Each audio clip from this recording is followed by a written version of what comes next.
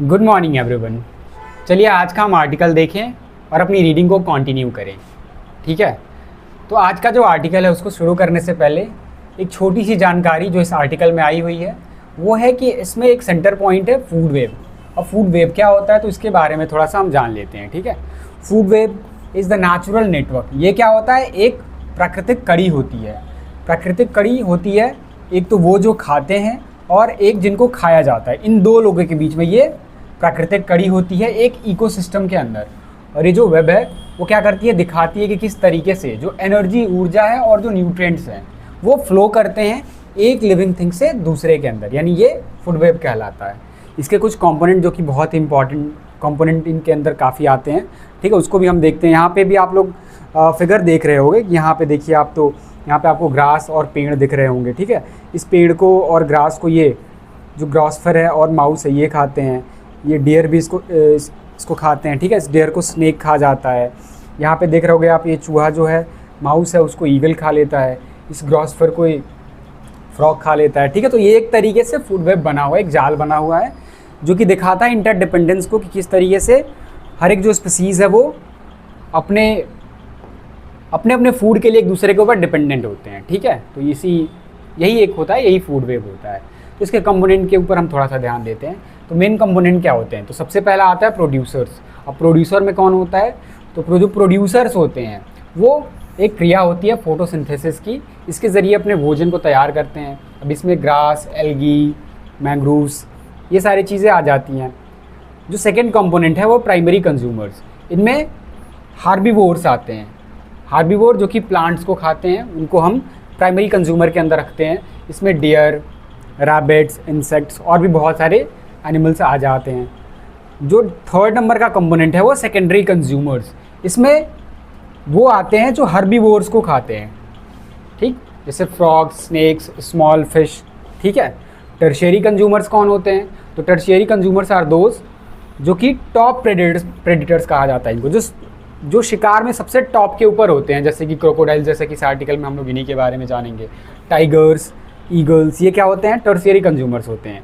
और आखिरी में आते हैं डीकम्पोजर्स। डीकम्पोजर्स क्या होते हैं, तो ये क्या कर देते हैं, ये जितने भी आप लोगों ने ये बाकी के कंपोनेंट देखे इन सबको ये डेड मैटर में क्या कर देते हैं, ब्रेक डाउन कर देते हैं। और न्यूट्रिएंट्स का भी ये क्या करते हैं, रिसाइकिल कर देते हैं। इसमें कौन आता है, तो फंगाई, बैक्टीरिया जैसे कुछ कॉन्सेप्ट आ जाते हैं। ठीक है, तो ये है हमारा फूड वेब के बारे में जानकारी। ठीक है, इस आर्टिकल में आए हुए वर्ड्स को भी हम थोड़ा सा एक बार देख लेते हैं ताकि हमें आर्टिकल पढ़ने में कोई परेशानी ना हो। ठीक है, तो आज का जो पहला वर्ड है हमारा that is habitat. Habitat word बहुत ही इंपॉर्टेंट है। इसका क्या मतलब होता है, तो इसका मतलब होता है किसी इन्वायरमेंट में रहने वाली स्पीसीज़ का नेचुरल लिविंग। ठीक है, कि मतलब प्राकृतिक रूप से वो जिस जगह पे रहते हैं उनको हम क्या कहते हैं, हैबिटाट कहते हैं। इसका सिनोनिम इकोसिस्टम और ड्वेलिंग, ये दोनों ही सिनोनिम इसका आप यूज़ कर सकते हो। नेक्स्ट वर्ड है हमारा करिज्मेटिक। करिज्मेटिक का मतलब क्या होता है, तो कोई भी ऐसी चीज़ जिसके पास काफ़ी स्ट्रॉन्ग अट्रैक्शन हो। ठीक है, उससे ज़्यादा लोग अट्रैक्ट होते हो। ठीक है, that is called charismatic. Captivating, magnetic, इसके कुछ सिनोनिम्स हो गए। ठीक है, नेक्स्ट वर्ड है हमारा अफेक्शन। अफेक्शन का मतलब होता है फॉन्डनेस और लाइकिंग, यानी कि हम किस चीज़ के तरफ अटैच हैं। ठीक है, दैट इज़ कॉल्ड अटैचमेंट और लव। नेक्स्ट वर्ड है हमारा ड्यूरेबल। ड्यूरेबल का सिंपल सा मतलब होता है टिकाऊ। इसको लॉन्ग लास्टिंग भी कह सकते हैं। इंड्योरिंग, स्ट्रॉन्ग, रिजिलियंट से कुछ सिनोनिम हो गए। नेक्स्ट वर्ड है हमारा अपेक्स। अपेक्स को क्या कहते हैं, तो शिखर पे अगर कोई भी चीज़ होती है उसको हम क्या कहते थे, अपेक्स कहते हैं। इसके लिए पिक, हाईएस्ट या सुप्रीम नाम के वर्ड को आप सिनोनिम के तौर पे यूज़ कर सकते हैं। नेक्स्ट वर्ड बहुत ही इंपॉर्टेंट है, दैट इज़ इलुस्ट्रेट। इलुस्ट्रेट का मतलब क्या होता है, तो किसी चीज़ को भी स्पष्ट करना, that is called illustrate. Demonstrate, clarify, exemplify, इसके कुछ सिनोनिम हो गए। नेक्स्ट वर्ड है हमारा बॉल्स्टर। बॉल्स्टर का मतलब होता है किसी चीज़ को सपोर्ट देना या फिर किसी चीज़ को मजबूती प्रदान करना, that is called बॉल्स्टर। Reinforce, boost या सस्टेन, इसके क्या हो गए, सिनोनिम हो गए। नेक्स्ट वर्ड है हमारा निशे। निशे क्या होता है, तो ऐसे रोल्स जो कि स्पीसीज एक इकोसिस्टम में रह रहे होते हैं उनके द्वारा प्ले किया जाता है। उनकी जो पोजीशन होती है, उनका जो रोल होता है, that is called niche. Ecological role या पोजीशन, इसके कुछ सिनोनिम हो गए, आप इसको ध्यान में रख सकते हैं। ठीक है, तो चलिए हम आज का आर्टिकल करते हैं। ठीक है, तो आज के आर्टिकल में देखें कि क्या इंटरेस्टिंग है, तभी हमें इसके बारे में थोड़ी और भी जानकारी मिलेगी।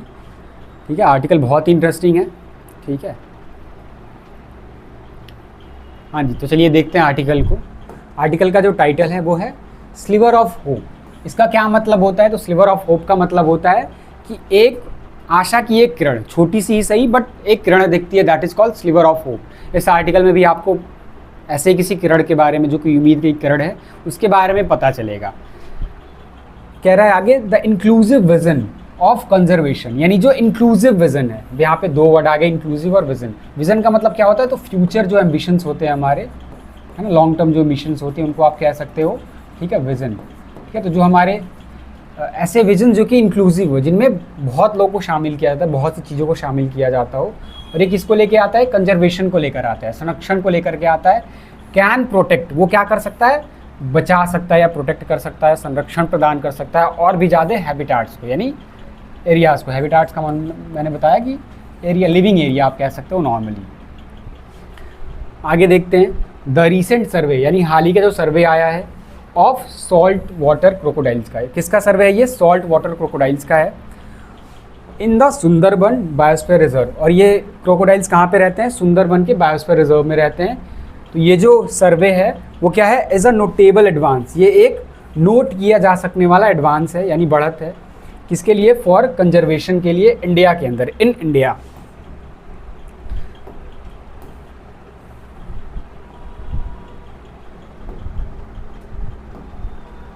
आगे कह रहा है, द सेंसस इंडिकेट्स, यानी ये जो गणना है वो दर्शाती है एक राइज को, राइज यानी एक उछाल को, इन ओवरऑल नंबर्स, यानी टोटल नंबर्स के अंदर और डेमोग्राफिक डाइवर्सिटी के अंदर। ये एक उछाल को दर्शाती है, इम्प्लाइंग यानी दिखाते हुए, एन इकोलॉजिकल सक्सेस, यानी इकोलॉजी से जुड़े हुए सक्सेस को, that is also a marker of, जो कि है, ये जो सक्सेस है जो कि है एक मार्कर भी है। मार्कर का मतलब साइन भी है, संकेत भी है, ऑफ किस चीज़ का? कि हाउ वाइल्ड लाइफ लॉ, यानी वाइल्ड लाइफ के बने हुए जो कानून हैं, एंड जो कंजर्वेशन पॉलिसी, और जो संरक्षण की जो पॉलिसी, जो नीतियाँ बनाई जाती हैं, आर ग्रेजुअली, वो धीरे धीरे मूव कर रही हैं बियॉन्ड देयर फिक्सेशन, अपने फिक्सेशन से दूर जा रही हैं। फिक्सेशन कहाँ पे है वो?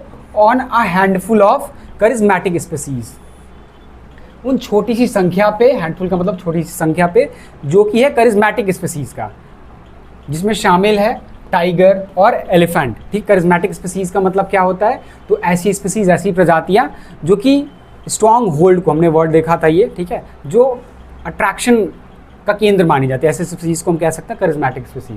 यानी बहुत से लोग उससे अट्रैक्ट होते हैं। ठीक है, उनके शेप से भी अट्रैक्शन हो सकता है, उनके, ठीक है, जो भी शेप होता है उससे, साइज से भी हम क्या होते हैं? अट्रैक्ट होते हैं। ऐसे स्पीसीज को हम करिज्मेटिक स्पीसीज के कैटेगरी में डाल सकते हैं। Next, in the early years of the wild life protection act, यानी शुरुआती सालों में, ये शुरुआती साल किसके थे? वाइल्ड लाइफ प्रोटेक्शन एक्ट 1972 के शुरुआती साल की बात कर रहा है यहाँ पे। तो जो प्रोटेक्शन था, यानी जो बचाव का जो काम था, वॉज डिसप्रपोर्शनेटली, यानी डिसप्रपोर्शनेट तरीके से डायरेक्ट किया जाता था। कहाँ पे? एट मेगाफोना, यानी ये मेगाफोना को टारगेट किया जाता था। यानी जितने भी फंड या फिर जितनी भी पॉलिसीज़ बनाई जाती थी, उसमें मेगाफोना को ज़्यादा सेंटर पे रखा जाता। मेगाफोना का मतलब क्या हुआ? वही जो बड़ी बड़ी स्पीसीज़ हो गई, जैसे लॉयन, टाइगर, ठीक है, एलिफेंट, और भी बहुत सारे जंतु। ठीक है, whose appeal could mobilise public opinion, जिसका अगर जो अपील है, अपील का मतलब जिसका अगर इसको अगर ध्यान में रखा जाता है तो ये क्या कर सकता है? मोबिलाइज कर सकता है लोगों की ओपिनियन को, यानी एक चैनल प्रोवाइड कर सकता है लोगों की ओपिनियन को, लोगों के मतों को। ठीक है, आगे कह रहा है कि salt water crocodiles do not command the same affection, यानी जो सॉल्ट वाटर क्रोकोडाइल्स होते हैं वो कमांड नहीं करते हैं, होल्ड नहीं करते हैं वैसे ही अफेक्शन को, यानी लाइकिंग को। सो देयर रिकवरी डेमोन्स्ट्रेट्स, यानी इनकी जो रिकवरी है वो दिखाती है, दर्शाती है, डेमोन्स्ट्रेट करती है हाउ, कि किस तरीके से द स्टैट्यूटरी फ्रेमवर्क, यानी लीगल, स्टैट्यूटरी का मतलब क्या होता है? लीगल।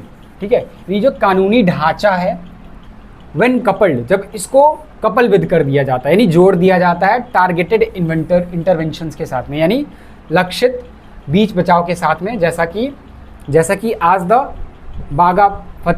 बागावतपुर क्रोकोडाइल प्रोजेक्ट में भी देखा गया। कैन ईल्ड, ये जो फ्रेमवर्क है वो फ़ायदा पहुंचा सकता है ड्यूरेबल गेंस को, यानी लॉन्ग टर्म गेंस को फ़ायदा पहुंचा सकता है या लेकर के आ सकता है। इवन फॉर, यहाँ तक कि फॉर लेस प्रोमिनेंट स्पीसीज, यहाँ तक कि कम जाने माने स्पीसीज के लिए भी। इन मैनी कंट्रीज़, कई सारे अगर हम देशों में देखें, जो रेप्टाइल्स यानी जो रेंगते हुए जो स्पीसीज़ को हम रेप्टाइल्स कहते हैं, रेंगते हुए जो चलते हैं, जो ये रेप्टाइल्स होते हैं कॉन्टिन्यू वो जारी रखते हैं टू रिसीव, यानी पा लेना किस चीज़ को, वीकर सेफ गार्ड को। यानी दुनिया भर की कंट्रीज़ में, इंडिया में ही नहीं, दुनिया भर की कंट्रीज़ में जो रेप्टाइल्स होती हैं ना, उनको सेफ गार्ड थोड़े से कम दिए जाते हैं, ठीक है। ऑफन सबऑर्डिनेटेड टू फिशरीज़ और लैंड यूज़ कंसर्न्स, और ये अक्सर इनको क्या सबऑर्डिनेट होते हैं, ठीक है। सबऑर्डिनेट का मतलब नीचे आते हैं फिशरीज़ के या फिर लैंड यूज़ के कंसर्न्स के, यानी पहले फिशरीज़ को फिर लैंड यूज़ के कंसर्न्स को ध्यान में रखा जाता है, तब इनके ऊपर काम किया जाता है, तब इनके ऊपर ध्यान दिया जाता है। तो इस लाइन का यही मतलब है, ठीक है। आगे देखते हैं हम।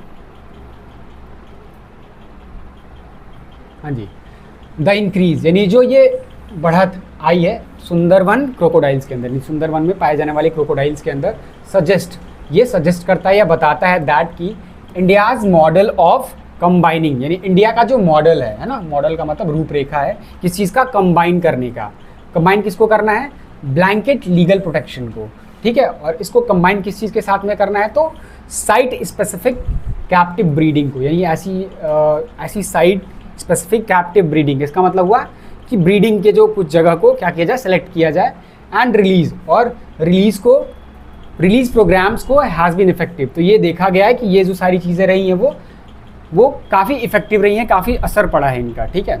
आगे देखें, बट इन एब्सोल्यूट टर्म्स, लेकिन अगर हम आंकड़ों की बात करें, the law still has gaps, तो जो लॉ है इसमें गैप देखने को मिलता है।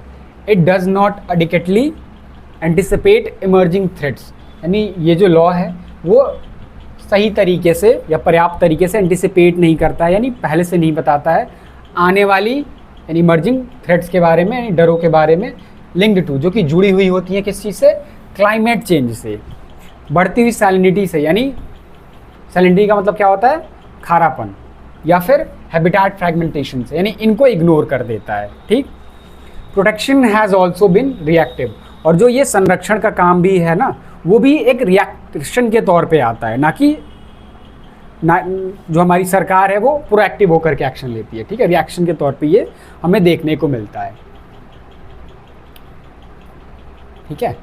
आगे कह रहा है as hyper carnivorous apex predator, यानी के तौर पे, किस चीज़ के तौर पे, तो बहुत ही बड़े लेवल का कार्निवोरस अपेक्स प्रेडेटर, यानी टॉप पे बैठने वाले प्रेडेटर के तौर पे, यानी हिंसक के तौर पे जो क्रोकोडाइल्स जो होती हैं वो रेगुलेट करती हैं, नियंत्रित करती हैं प्रे के पॉपुलेशंस को, एंड और रिमूव करती हैं किस चीज़ को, कैरेकसेस फ्रॉम वाटर चैनल, यानी जो रिमेन्स बची होती है, इस वर्ड का मतलब क्या होता है, रिमेन्स, ठीक है। जो बचा कुछ अवशेष जो आप कह सकते हैं एक तरीके से, उसको हम कैरेकसेस कहते हैं, ठीक है।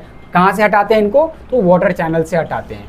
कंट्रीब्यूट करते हुए द हेल्थ ऑफ मैनग्रूव्स को, यानी मैनग्रूव्स के हेल्थ को भी ये क्या करते हैं, कंट्रीब्यूट करते हैं, उनकी स्वास्थ्य में भी उनके भी वो भी हेल्दी होते हैं। मैनग्रूव्स एक तरीके का पेड़ ही है, ठीक है। ये काफ़ी इंपॉर्टेंट होता है, इसके बारे में आप लोग पढ़ सकते हैं, ठीक है। ये हमारे ज़्यादातर हमारे कोस्टल एरियाज़ में ज़्यादा देखने को मिलता है, जहाँ पर साइक्लोन जैसे डिजास्टर आते हैं, उनको नियंत्रित करने के लिए काफ़ी ज़्यादा हेल्पफुल होता है, ठीक है। इसके बारे में आप खुद से भी पढ़ सकते हैं। थस इस प्रकार से देयर प्रेजेंस, इनकी जो प्रेजेंस है, इनकी जो मौजूदगी है, वो सिग्नल करती है दैट की क्रिक्स एंड रिवर्स, यानी जो छोटी छोटी जो वाटर चैनल्स होते हैं और जो रिवर्स होती हैं, स्टिल सस्टेन, वो अभी भी सस्टेन करते हैं, यानी बनाए रखते हैं एक फंक्शनिंग को। फंक्शनिंग किस चीज़ का है, फूड वेव का है, डिस्पाइट किस चीज़ के बावजूद, इमेंस प्रेशर्स, यानी बहुत ही अत्यधिक प्रेशर्स के बावजूद, जो कि कहाँ से आते हैं ये प्रेशर, दबाव कहाँ से आता है, तो 3 जगह से आता है। कहाँ से, तो फ्रॉम लगा के बता रहा है, फ्रॉम ह्यूमन सेटलमेंट, है ना, cyclone and sea level rise, इन तीनों के वजह से इमेंस प्रेशर आने के बावजूद भी ये रिवर्स और जो स्क्रिक्स होती हैं वो फंक्शनिंग, काम करने वाले फूड वेव को सस्टेन करके रखते हैं। इस लाइन का यही मतलब है, ठीक है। आई होप आपको समझ में आ गया होगा। आगे देखें, बेटर जुवेनाइल सर्वाइवल, यानी और भी अच्छा जो जुवेनाइल का मतलब क्या होता है, जो कम एज में होते हैं अभी, ठीक है, जो अभी इनिशियल एज में होते हैं अपने, तो इनका जो सर्वाइवल और भी ज़्यादा बेटर हो रहा है, ठीक है। तो ये चीज़ भी क्या करती है, दैट ऑल्सो इंडिकेट्स, वो भी दर्शाती है दैट की द ब्रीडिंग हैबिटाट रिटेन्स, ये जो ब्रीडिंग के जो हैबिटाट हैं, जहाँ पे ये जो जुवेनाइल्स हैं या फिर जो भी स्पीसीज़ हैं वो अपना भोजन पानी करते हैं, ठीक है। रिटेन सफिशिएंट क्वालिटी, तो ये भी क्या करते हैं, सफिशिएंट क्वालिटी को मेंटेन किए रहते हैं, ठीक है। वहाँ पे आपको पर्याप्त मात्रा में मतलब अच्छी क्वालिटी, सफिशिएंट का मतलब पर्याप्त क्वालिटी की आपको ब्रीडिंग ग्राउंड मिल जाएंगी, ठीक, जो कि ऐसे स्पीसीज़ को सपोर्ट करने के लिए काफ़ी इंपॉर्टेंट होते हैं, ठीक।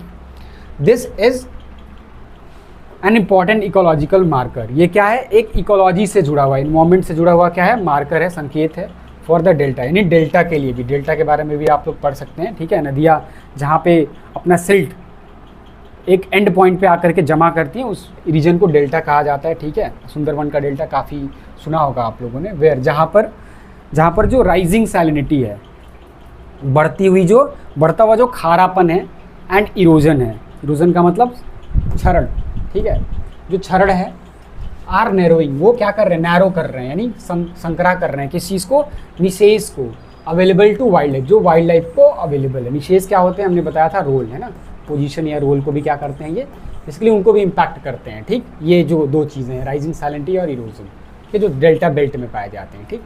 इफ़ द क्रोकोडाइल पॉपुलेशन, यदि जो क्रोकोडाइल की जो पॉपुलेशन, जनसंख्या है, कैन इस्टैब्लिश, वो इस्टैब्लिश कर सकती है, स्थापित कर सकती है एक स्टेबल एज स्ट्रक्चर को, यानी ये देखोगे आपकी जुवेनाइल से लेकर के ये मैच्योर होने तक, है ना, उनको काफ़ी टाइम लगता है। तो यहाँ तक जब ये सस्टेन कर पा रहा है, इसका मतलब ये है कि ये स्टेबल एज स्ट्रक्चर में है, एक स्ट्रक्चर, इनका जो एज वाला स्ट्रक्चर है वो स्टेबल है, काफ़ी स्थिर है। तो अगर ये इस्टेब्लिश करते हैं, इट में बोल्स्टर द रिजिलियंस, तो ये क्या कर सकते हैं, ये जो स्ट्रक्चर है वो सपोर्ट कर सकता है, बोल्स्टर कर सकता है किस चीज़ को, रिजिलियंस को, यानी उस एबिलिटी को जो कि जुझारूपना है। रेजिलियंस का सुधेंदी में मतलब होता है जुझारूपना, ठीक है। तो उस जुझारूपने को, या the ability to bounce back, जो कि है सुंदरबन के मैंग्रोव्स का, है ना, मैंग्रोव के नेटवर्क का, यानी कड़ियों का। द स्पीसीज ट्रैजेक्टरी, यानी जो ये स्पीसीज की जो ट्रैजेक्टरी है, ट्रैजेक्टरी मतलब पाथ, है ना, रास्ता, यानी इस तरीके से जो ये चल रहा है इनका। ऑल्सो हाईलाइट, ये भी हाईलाइट करते हैं या दर्शाते हैं व्हाट कैन बी डन, कि क्या किया जा सकता है, फॉर अदर, दूसरे निगलेक्टेड वंस के लिए, यानी जो इनको छोड़ करके जो बाकी और भी जो स्पीसीज़ हैं, प्रजातियां हैं, जिनको इग्नोर किया जाता है आमतौर पे, उनके लिए भी क्या किया जा सकता है। तो इस चीज़ को भी ये ट्रैजेक्टरी हाईलाइट करती है। Current schedules under the act, यानी जो हाल के जो स्केड्यूल्स हैं, ठीक है, इस एक्ट के अंदर, शेड्यूल 1, शेड्यूल 2 आप हमेशा सुनते होंगे, ठीक है। वाइल्ड लाइफ मतलब प्रोटेक्शन प्रोवाइड किया जाता है बेसिकली। आप लोगों ने ये IUCN भी सुना होगा कई बार, है ना, इसका रेड लिस्ट होता है कि क्रिटिकली इंडेंजर्ड स्पीसीज़ है, या फिर इंस्टिंक्ट हो गया है, गायब हो गया है। तो ऐसा ही इंडिया का भी एक शेड्यूल वाला सिस्टम है, ठीक है। तो ये जो एक्ट के अंदर जो अभी करंट का जो शेड्यूल्स हैं, शुड भी क्या होना चाहिए, उनको एक कॉम्पोनेंट बाई होना चाहिए proactive well funded recovery plans के द्वारा, ठीक है। मतलब ये साथ में होने चाहिए प्रोएक्टिव और बहुत ही अच्छे तरीके से फंडेड रिकवरी प्लान्स के द्वारा, एंड पब्लिक कम्युनिकेशन स्ट्रैटेजीज़, और पब्लिक की जो कम्युनिकेशन से आने वाली जो स्ट्रैटेजीज़ हैं, जो रणनीतियाँ हैं, नीड टू बी रिकैलिब्रेटेड, उनको भी क्या किए जाने की ज़रूरत है, फिर से एडजस्ट किए जाने की ज़रूरत है। रिकैबिलरेट का मतलब, ब्रेक का मतलब होता है रीएडजस्ट करना, फाइन ट्यून करना, ठीक है, सेट, सही से उसको सेट करना। The crocodiles did not gain numbers, जो क्रोकोडाइल के जो नंबर्स हम देख रहे हैं बड़े हुए, वो इस वजह से, बिकॉज दे बिकम बिलव्ड, वो इस वजह से नहीं है कि उनको प्यार मिल रहा है ज़्यादा, उनको पसंद किया जा रहा है, बट बिकॉज कंजर्वेशन एजेंसीज़, कि कंजर्वेशन में जो एजेंसीज़ है, कंजर्वेशन को लेकर के जो एजेंसीज़ काम करती हैं, उन्होंने क्या किया, इन्वेस्ट किया है इनके प्रोटेक्शन को लेकर के, इस वजह से इनके नंबर में बढ़ोतरी देखने को हमें मिल रही है।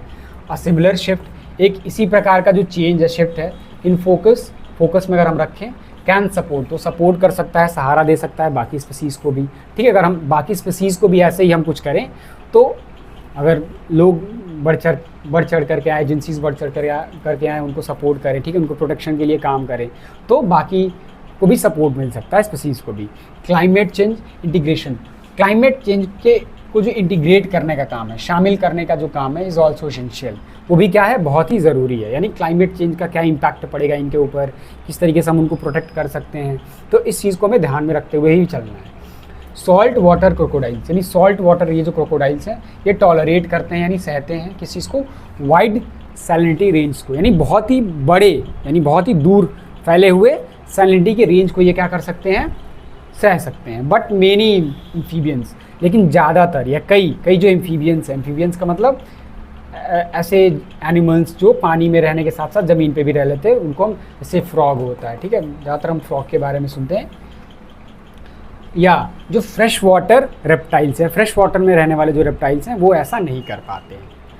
एंटिसिपेटरी मेजर्स यानी पहले से अनुमानित जो मेजर्स हैं, जिसमें शामिल होगा आइडेंटिफाइंग क्लाइमेट रिफ्यूजिया, कि आइडेंटिफाई किया जाए क्लाइमेट रिफ्यूजिया को, है ना, जो भी स्पीसीज़ हैं उनको कौन से क्लाइमेट में वो प्रोटेक्टेड रह सकते हैं, इसको आइडेंटिफाई करना, एंड एनेबलिंग और अनेबल कर देना, यानी काम पे लगा देना किस चीज़ को, असिस्टेड ब्रीडिंग को, यानी ब्रीडिंग ग्राउंड को भी और हेल्प मिले, आर 10 रिक्वायर्ड। तो ये सारी चीज़ें भी इस प्रकार से ज़रूरी हो जाती हैं।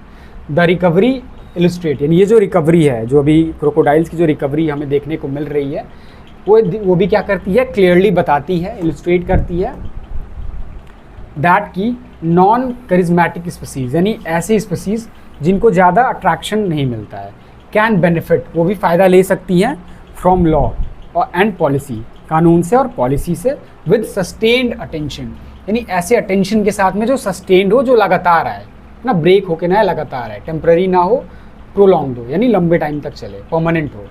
फॉर इंडिया, इंडिया के लिए द लेसन इज़, जो लेसन है इज़ दैट, वो ये है कि ए रिचर मोर इंक्लूसिव, एक रिचर और भी ज़्यादा इंक्लूसिव, यानी ज़्यादा लोग को शामिल करने वाला, ज़्यादा स्पीसीज़ को शामिल करने वाला, यहाँ पे लोग नहीं स्पीसीज़ की बात कर रहा है। तो ये जो रिचर विजन है ऑफ कंजर्वेशन यानी संरक्षण का, इज़ वो पॉसिबल है पहली बात तो, और ज़रूरी भी है, ठीक है।